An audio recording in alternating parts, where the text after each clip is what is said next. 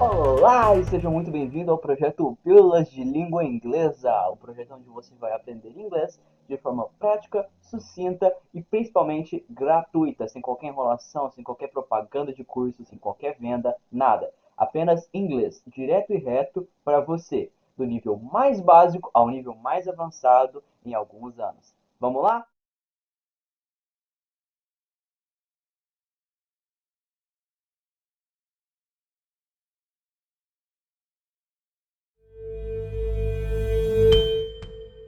Pessoal, tudo bom? Estamos de volta aqui para mais uma pílula de língua inglesa. E ó, dessa vez, sem enrolação, a gente vai continuar direto onde a gente parou. A última aula a gente falou sobre conjunções e agora eu vou dar a pincelada final, uma bela aprofundada em conjunções para que vocês entendam o funcionamento delas e como vocês vão conseguir aplicá-las nas frases de vocês, certo? Bom, a última vez que eu passei a divisão usando de parâmetro e paralelo as divisões das conjunções que a gente usa aqui no Brasil para que vocês entendam o sentido que elas propõem, certo? Mas agora a gente vai estar olhando a divisão feita lá nos Estados Unidos e como eles orquestram essas conjunções, certinho? Bora lá? Tabelinha na tela. Bom, no inglês a gente separa as conjunções em três categorias diferentes, certo? As coordenadas, as subordinadas e as correlativas, certo? Bom, é um pouco claro o que ela faz pelo próprio nome dela, mas vamos lá. As coordenadas coordenam frases, elas juntam frases, certo? Então é exatamente aquilo que você imagina de uma conjunção. Ela linka orações, ela junta orações, certo? Exemplos mais comuns, né? O for, o and, o for é por, o and é e, que a gente viu nas aditivas, o nor, que é nem, então a gente já tem uma alternativa, uma de adversidade, o but, que a gente também já viu, o or, que significa ou, e o yet, que significa ainda, certo? A gente tem também o so. So significa então. Então vamos lá? For, and, nor, but, or, yet e so, certo? Tem um anagrama que eu aprendi quando era ainda adolescente, que era o fanboys, certo? For, and, nor, but, or, yet e so. As iniciais de cada um desses fanboys, certo? São os 7 mais usados, vamos dizer assim, mas existem muitos outros que eu já passei nas outras aulas, certo? Existem também, além das coordenadas, que coordenam as orações, as subordinadas, que subordinam uma oração à outra, certo? Então você faz com que uma oração seja em função da outra.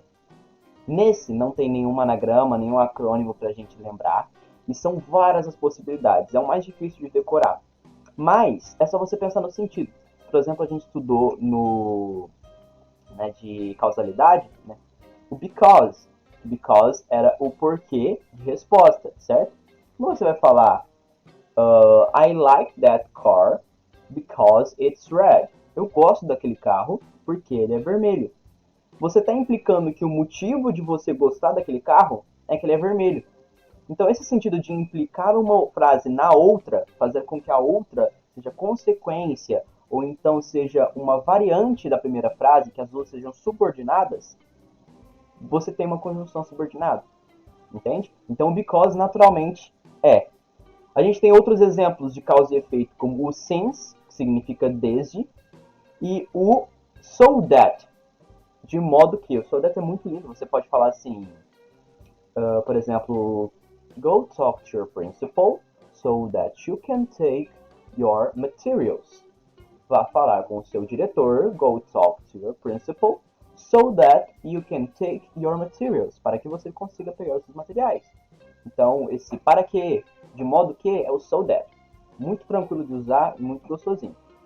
A gente tem o although, que a gente aprendeu na aula passada, certo? Que é para comparação, certo? A gente tem essa apesar de, ou então para concessão também.